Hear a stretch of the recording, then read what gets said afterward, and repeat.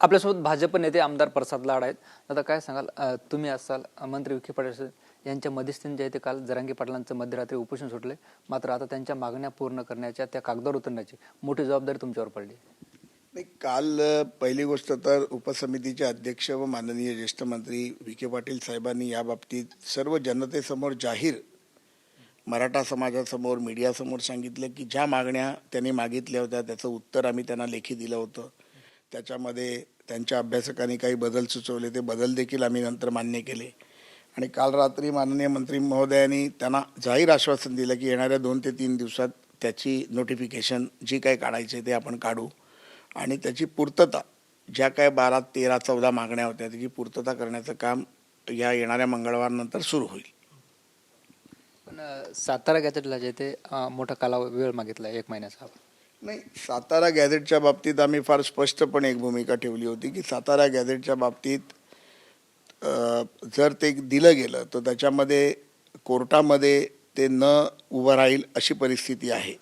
त्यामुळे आम्ही माननीय जरांगे पाटलांना विनंती केली की हैदराबाद गॅझेटलाच आता कोर्टामध्ये चॅलेंज झालं होतं, हायकोर्टात आपण ती बाजू मांडून धरली, सरकारने सुप्रीम कोर्टात देखील बाजू मांडली, ते पुन्हा हायकोर्टात आलं. अशा परिस्थितीमध्ये नवीन गॅझेट पुन्हा काढणं हे योग्य नव्हतं. त्यामुळे सर्वानुमते सर्व लोकांची संमतीने आणि ॲडव्होकेट जनरलचा विचारविनिमय करून त्यांच्याशी कन्सल्ट करून त्याच्यानंतर मग याबाबतीत निर्णय घेतला जाईल, ही भूमिका देखील आम्ही माननीय जरांगे पाटलांसमोर मांडली होती. मात्र आता तुमच्या या भेटीवरून जे आहे ते हाकेंनी प्रचंड टीका केली, अगदी तुमच्यावर बोलताना त्यांची जीभसुद्धा घसरली. माझं असं म्हणणं आहे की कोण टीका करतो त्याकडे आपण फार लक्ष द्यायला नाही पाहिजे.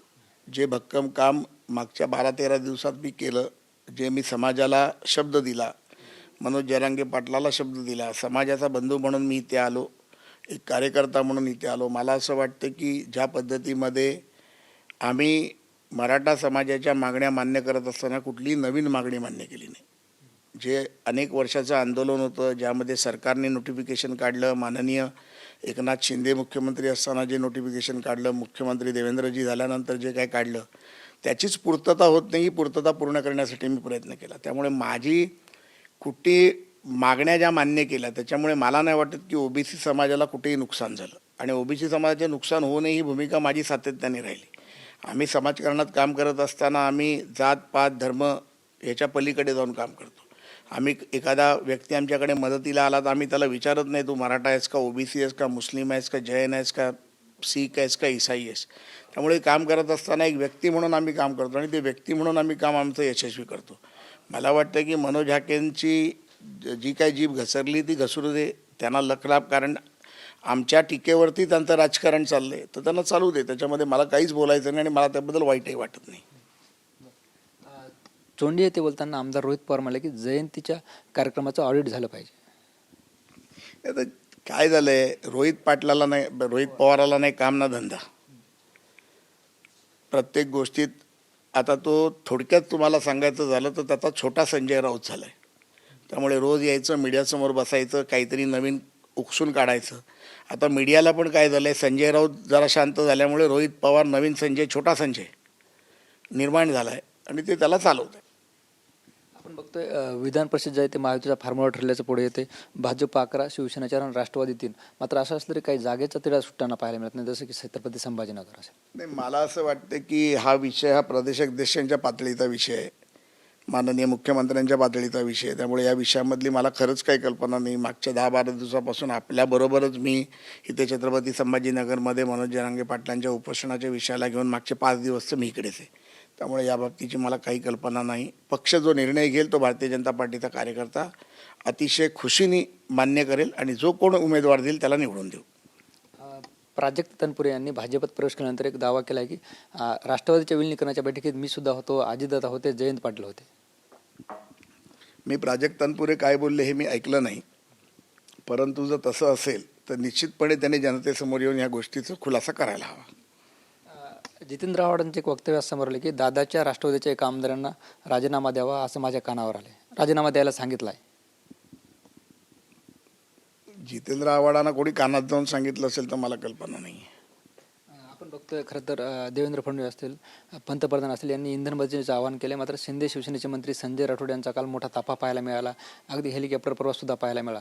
यावरून जे ते मंत्रीच अशी उधळपट्टी करत असेल तर काय, असा प्रश्न उपस्थित होतो. नाही, माननीय पंतप्रधानांनी अशा प्रकारचं आवाहन केल्यानंतर राज्याचे मुख्यमंत्री आणि स्वतः शिवसेनेचे नेते आणि उपमुख्यमंत्री एकनाथ शिंदेने देखील या बाबतीतली त्यांची जाहीर भूमिका स्पष्ट केली होती. म्हणून त्यांच्या मंत्र्यांनी जर अशा प्रकारचं जर कृत्य केलं असेल तर निश्चितपणे माननीय उपमुख्यमंत्री त्यांना जाब विचारतील. संजय राठोड साहेब अशा पद्धतीचं गैरवर्तन करणार नाही अशी मला अपेक्षा आहे, परंतु मी तो काही व्हिडिओ पाहिला नाही. परंतु मुख्यमंत्री उपमुख्यमंत्री त्यांना त्या बाबतीतला प्रश्न विचारू शकतील. सांगली सातारा विधान परिषद निवडणुकीतून जे ते महायुतीत कुठेतरी बिघाडी होताना पाहायला मिळते. शिंदेच्या शिवसेनेच्या उमेदवारांनी अर्ज सुद्धा खरेदी केले. अर्ज प्रत्येकजण अपेक्षेने करत असतो, कारण आता दिवस कमी राहिले आहेत तर प्रत्येकजण अर्ज करत असतो. 1 तारखेला फॉर्म भरण्याची डेट आहे, त्याच्यानंतर मला वाटतं 4 तारखेपर्यंत माघार घेण्याची तारीख आहे, 4 का 5 तारीख. 5 तारखेनंतर या विषयावर आपण बोलू. त्यामुळे मला नाही वाटत की याच्यामध्ये काही कोणी फॉर्म घेतला म्हणून काही प्रॉब्लेम होणार आहे. या सर्व गोष्टीची फार स्पष्टता आहे. पण आपण बघतोय की पुण्यात जे आहे ते विषारी दारूचा मुद्दा जे आहे ते गंभीर झाला आहे. अनेक जणांचा त्यात बळी सुद्धा गेला आहे. माननीय मुख्यमंत्र्यांनी काल यावरती स्पष्ट भूमिका गृहमंत्री म्हणून आणि मुख्यमंत्री म्हणून दिली. जे गुन्हेगार आहेत त्यांना सोडलं जाणार नाही. हे अशा प्रकारचे दारू बनवणारे, हे गुंड प्रवृत्तीचे समाजकंटक लोक आहेत, यांच्यावरती कडक कारवाई आणि मकोकाच्या माध्यमातून कारवाई झाली पाहिजे, ही माझी देखील मागणी राहील. प्रसाद लाड यांनी राजीनामा द्यावा असं सचिन अहिर म्हणाले. नाही, मला वाटतं की सचिन भाऊंना माझ्या राजीनाम्याची फार घाई झाली होती. त्यांनी एवढी घाई करण्याची गरज नव्हती. मी समाजासाठी शब्द दिला होता तर माझी राजीनामा देण्याची देखील तयारी होती. परंतु आता मनोजदादा जरांगे पाटलांचं आंदोलन हे त्यांनी मागे घेतलं, त्यामुळे कदाचित शिष्टाईमध्ये मी यशस्वी झालो. तर सचिन अहिराने आता राजीनामा द्यावा, कारण त्यांच्या नेत्यांनी आणि त्यांनी मराठा समाजाला कधीच काही दिलं नाही, कधीच काही देण्याचा प्रयत्न केला नाही. अशा पद्धतीमध्ये सचिन अहिरने थोडी घाई करू नये. माझा राजीनामा घेऊन काही होणार नाही. 28च्या निवडणुकीत पुन्हा जर पक्षाने मला तिकीट दिली तर मला त्यांच्यासमोरच लढायचं आहे. तेव्हा बघू मग कोण जिंकतं आणि कोण हरतं ते. निश्चित आपण बघतो आपल्यासोबत भाजप नेते आमदार प्रसाद लाड होते, ज्यांनी आपल्या संवाद साधलाय. कॅमेरा पर्सन कृष्णा पवारसह ज्ञानेश्वर लोंढे, TV9 मराठी, छत्रपती संभाजीनगर.